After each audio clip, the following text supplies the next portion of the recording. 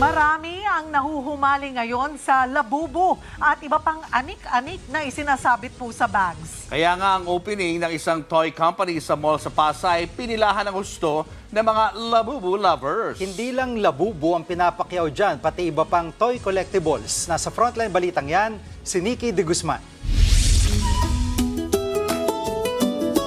Labubuang! Yan ang tawag ngayon sa mga kolektor ng very trending na labubu dolls. Ang small monster doll na may mahaba at patulis na tenga at matalim ng ngipin.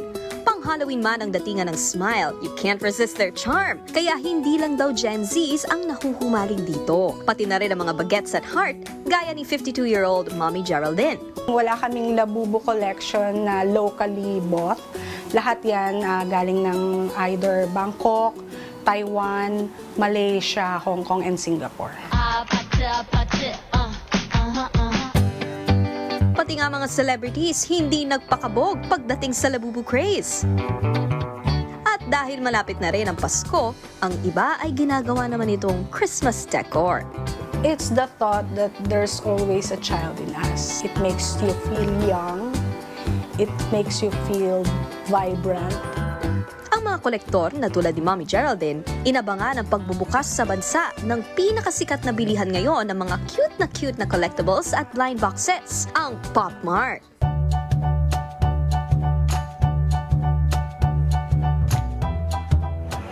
Sino pa bang hindi nakakakilala sa labubu, mali, hirono at maraming iba pa? Ang iba nga dyan nagpapabili pa sa ibang bansa.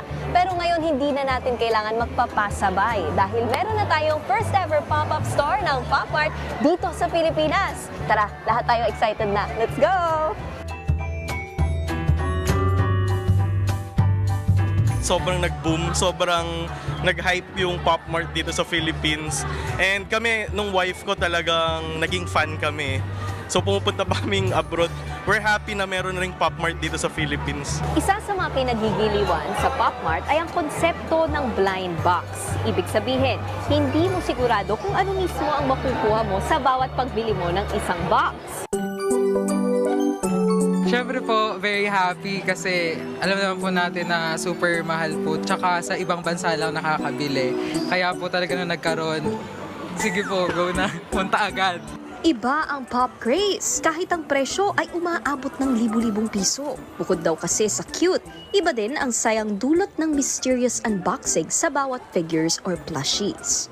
Mga kapatid, halos lahat ng favorite yung mga Pop Mart toys and collectibles ay naandito lahat. Yun nga lang, from November 2 to November 6 ay bawal pa rin ang walk-in. So kailangan yung mag-register. Ang pop-up store na ito ay mananatili hanggang January 26 next year. So marami pa pong oras para balikan ang inyong mga favorite Pop Mart toys.